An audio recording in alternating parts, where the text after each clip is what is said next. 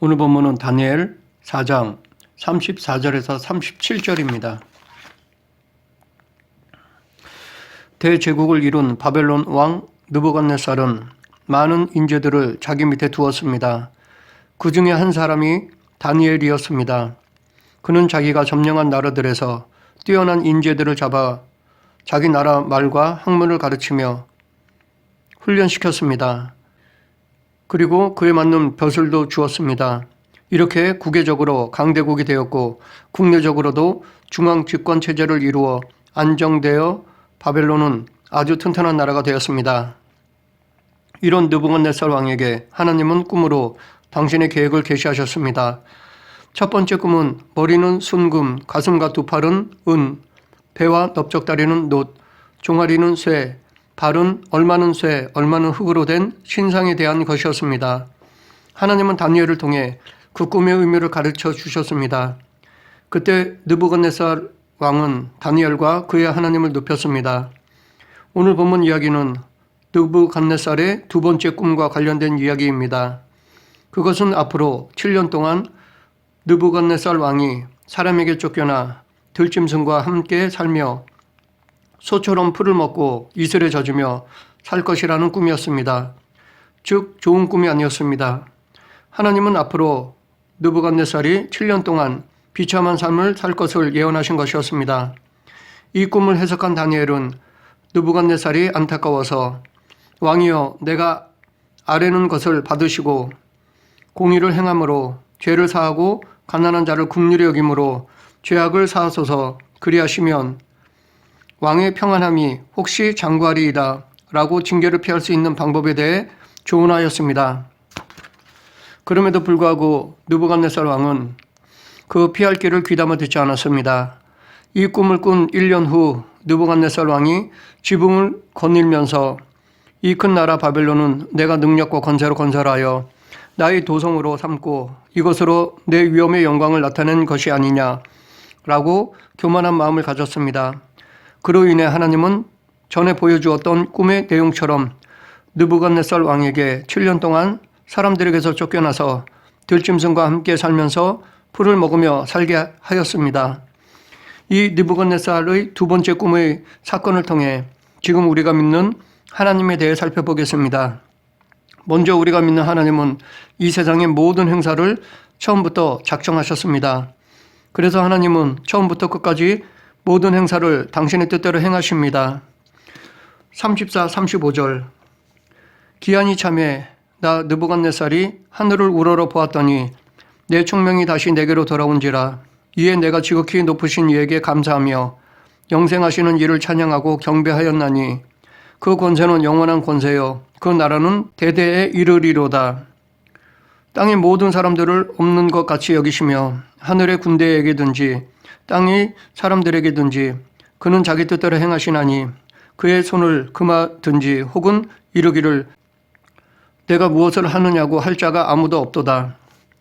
하나님의 작정이란 당신의 영광을 위하여 앞으로 일어나는 모든 일을 미리 정하시는 하나님의 계획을 말합니다.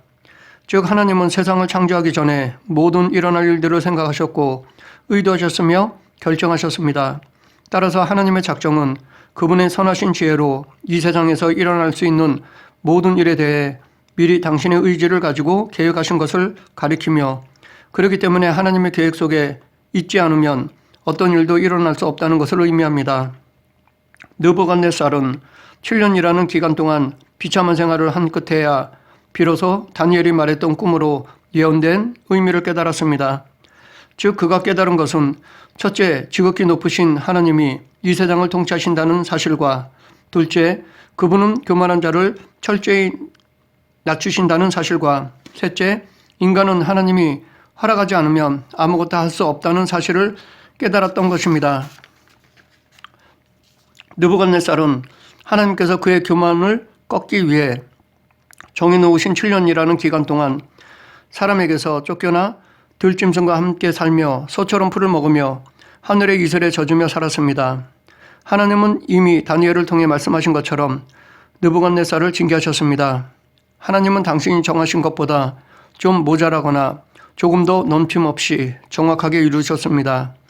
하나님은 어느 누구든지 징계하실 때는 그때그때 감정에 따라 이루시는 것이 아니라 이렇게 징계의 기간을 정하십니다. 그런데 하나님의 징계의 기한은 획일적이지 않습니다. 어떤 사람에게는 기한이 길 수도 있고 어떤 사람에게는 기한이 짧을 수 있습니다.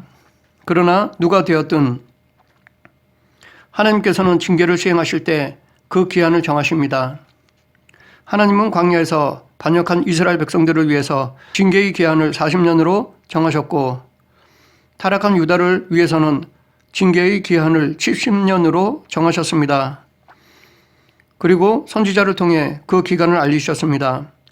그러나 모든 징계의 기한을 그 사람에게 다 알려주시는 것은 아닙니다. 오히려 징계의 기한이 알려지지 않을 때가 더 많습니다. 하지만 비록 징계의 기한이 알려지지 않는다고 해도 징계의 기한은 정해 놓으셨습니다. 그리고 한번 징계가 시작되면 그 징계의 기한은 변경되지 않습니다. 하나님은 징계의 기한이 다 차야 징계를 풀어주십니다. 이것은 하나님께서 무자비하셔서가 아니라 그 징계의 기한이 그를 연단하고 새롭게 빚으시기 위한 최적의 기간이기 때문입니다. 하나님은 당신의 목적을 이루기 위해서 적절한 기한을 계획해 두십니다. 따라서 징계는 하나님께서 미리 작정하신 그 기한이 차야만 풀리게 되는 것입니다. 그러므로 하나님의 징계에 처한 사람은 조급해하지 말고 언제까지인지 그 기한을 모를지라도 하나님께서 정하신 징계의 기한이 지나가기까지 인내해야 합니다. 하나님의 주권을 인정하는 자는 하나님의 징계의 기한도 인정합니다. 반면에 하나님의 징계의 기한을 인정하지 못하고 스스로 하나님의 징계에서 벗어나려고 하면 그 일을 이룰 수도 없을 뿐만 아니라 오히려 징계의 강도가 더 커질 수 있습니다. 우리는 징계 중에 기도해야 합니다. 그런데 이 기도는 단지 징계를 피하기 위해서가 아니라 하나님께서 징계를 통해 이루시고자 하는 선한 목적이 무엇인지를 간구해야 합니다. 또한 징계의 기한이 다하기까지 자신의 죄를 정직하고 구체적으로 돌아보며 앞으로 어떤 모습으로 빚어져야 할지, 징계가 다했을 때 어떤 삶을 살아야 할지를 다짐하는 기회로 삼아야 할 것입니다. 그렇게 할 때 하나님의 징계는 단순한 괴로움이 아닌 우리의 연단과 영적 성장을 위한 은혜임을 체험할 수 있습니다. 그리고 하나님의 작정하심에 감사할 수 있습니다. 그런데 이런 하나님의 작정의 범위는 땅에만 한정된 것이 아니라 하늘의 모든 영역까지에도 마찬가지입니다. 이 말은 곧 하나님이 모든 만물의 절대 주권자임을 의미합니다. 그래서 하나님께서 당신의 작정하신 대로 행하시는 것에 대해 어느 누구도 부당하다거나 옳지 않다고 항의할 수 없습니다. 왜냐하면 어느 누구도 피조물에 불과하기 때문입니다. 모든 피조물은 창조자이신 하나님의 뜻을 따라 살아가야 하며 하나님께 대하여 절대 복종해야 할 존재이기 때문입니다. 그래서 그 누구도 하나님의 작정하심에 항의할 수 있는 자격을 가진 존재는 없습니다. 대표적인 예가 욥일 것입니다. 욥의 고통은 하나님의 허용하심에서 비롯되었습니다. 하나님은 사탄을 꼬드겨 욥을 시험토록 하였습니다. 그것도 2번에 걸쳐 허락하셨습니다. 욥의 입장에서는 그의 고통은 이해할 수 없었습니다. 제가 보기에는 너무나 부당한 것이라고 생각됩니다. 그렇게 믿음이 좋고 하나님을 잘 섬기는 자에게 특별한 잘못이 없는데도 사탄에게 시험하라고 꼬드긴 것은 의롭지 못한 것이라고 생각됩니다. 이 사건에 대해 하나님은 반드시 욥에게 사과를 해야 한다고 생각합니다. 그럼에도 하나님은 사과는커녕 그 이유에 대해서도 전혀 말씀하시지 않으셨습니다. 오히려 당신의 권능으로 욥을 더 내리누르셨습니다. 그런데 욥은 그러므로 내가 스스로 거두어 드리고 티끌과 제 가운데 회개하나이다 라고 하였습니다. 또한 에서도 마찬가지라 생각합니다. 하나님께서 리브가가 아직 자식을 낳기도 전에 그 자식들이 선이나 악을 행하지 않았을 때 야곱은 사랑하고 에서는 미워했다고 하십니다. 제가 보기에는 에서가 구원받지 못한 이유가 하나님께 있다고 보입니다. 그렇기 때문에 이것은 하나님이 의롭지 못하다고 생각이 듭니다. 그런데 이에 대한 사도 바울은 그런즉 우리가 무슨 말을 하리요? 하나님께 불의가 있느냐? 그럴 수 없느니라 라고 말하였습니다. 애굽의 바로왕도 알고 보면 하나님의 전능하심을 드러내기 위한 도구로 하나님의 이름을 온 땅에 전파하기 위해 사용된 피해자로 보입니다. 하나님은 그의 마음을 강팍해 하셔서 10가지 재앙을 다 받도록 하신 것입니다. 그러고 보면 이것도 하나님이 불의하다고 생각됩니다. 이것에 대해서도 사도 바울은 그런즉 하나님께서 하고자 하시는 자를 긍휼히 여기시고 하고자 하시는 자를 완악하게 하시느니라 라고 하였습니다. 하나님의 작정은 우리의 이성으로는 이해할 수 없는 믿음으로만이 깨달아지는 비밀입니다. 그리고 우리는 감사할 뿐입니다. 죽을 수밖에 없는 우리를 선택하시고 구원해 주심에 대해 감사할 뿐입니다. 이것은 마치 물에 빠져 죽음 직전에 구해준 사람에게 왜 나는 구하고 저 사람은 구하지 않았냐 라고 구해준 사람을 책망하지 않는 것과 같습니다. 무조건 감사할 뿐입니다. 나를 구해준 사람이 다른 사람은 구하지 않았기에 의롭지 못하다 라고 말하지 않는 것과 같습니다.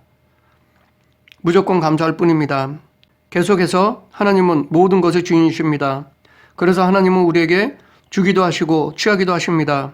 36절 그때에 내 총명이 내게로 돌아왔고 또 내 나라의 영광에 대하여도 내 위엄과 공명이 내게로 돌아왔고 또 나의 모사들과 관원들이 내게 찾아오니 내가 내 나라에서 다시 세움을 받고 또 지극한 위세가 내게 더하였느니라.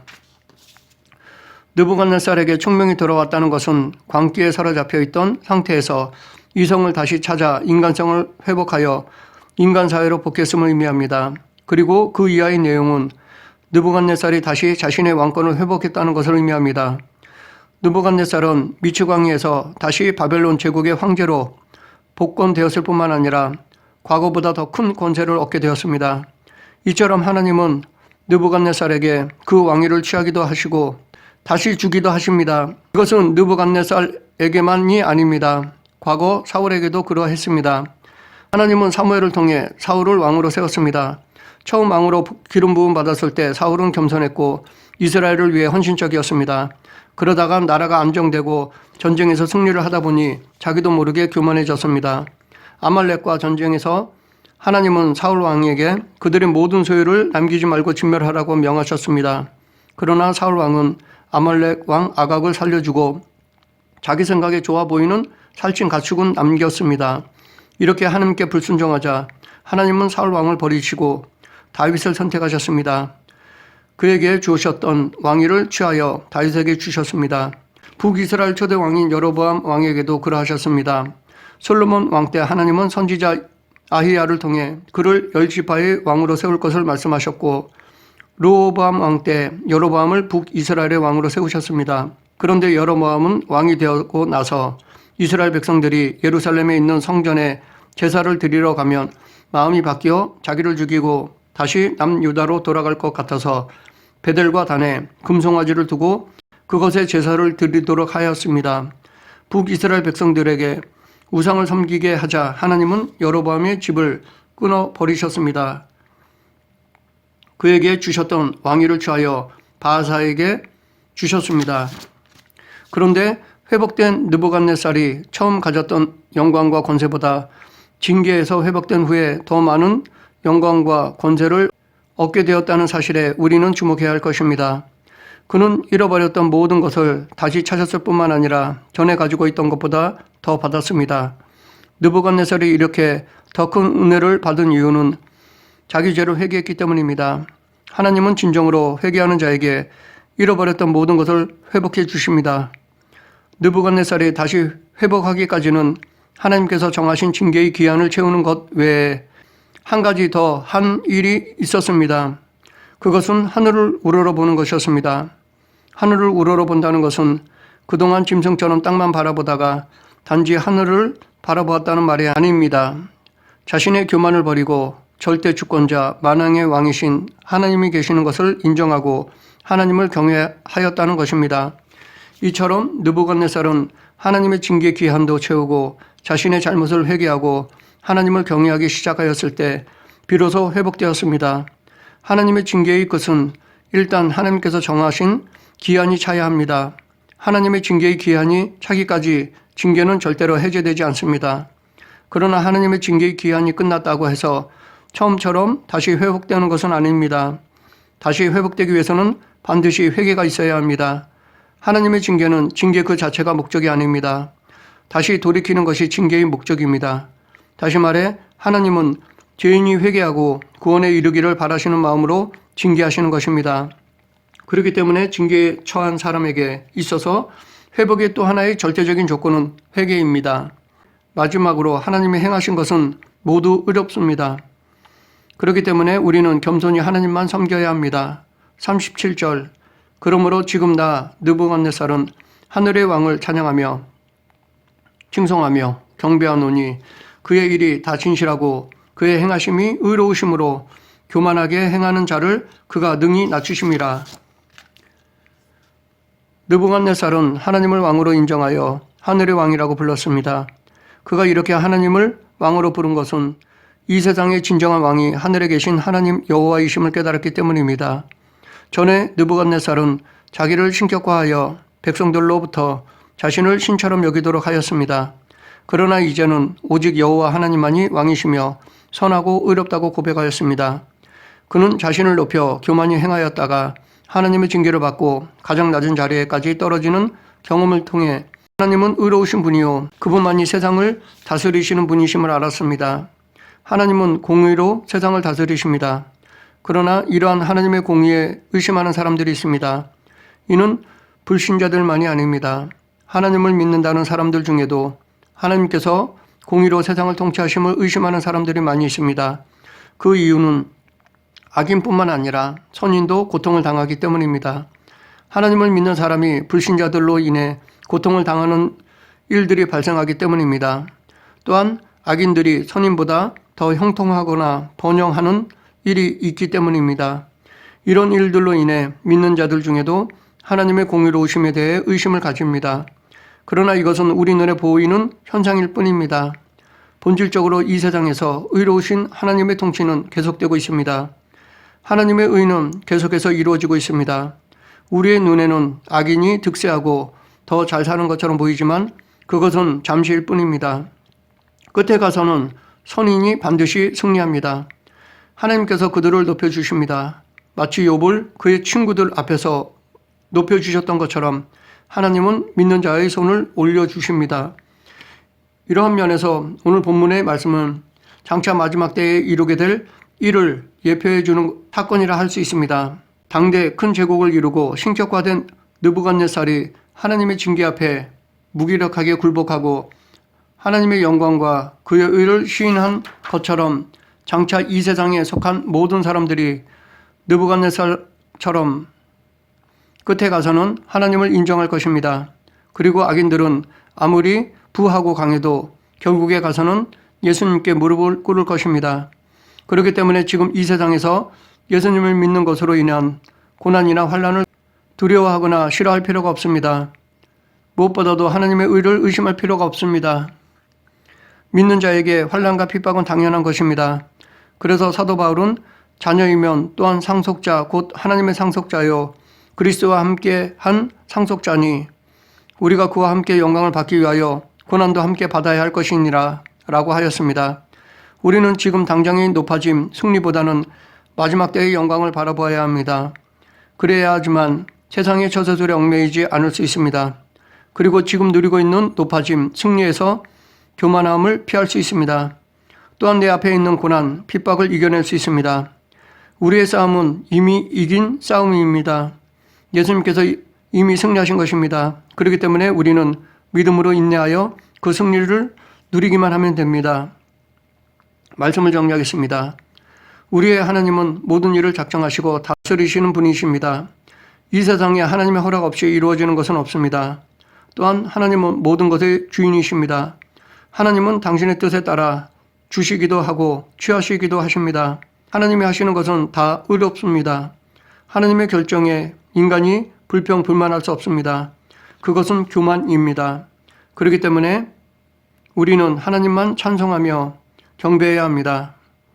모든 생사화복을 작정하시고 그에 따라 주관하시는 하나님을 찬송하며 경배하고 섬기는 저와 여러분이 되길 간절히 축원합니다. 기도하겠습니다. 사랑과 은혜가 풍성하신 하나님 아버지, 하나님의 주권을 인정하는 성도가 되게 하여 주시옵소서. 하나님의 주권에 무릎을 꿇고 절대 순종하는 성도가 되게 하여 주시옵소서. 예수님 이름으로 기도드립니다. 아멘.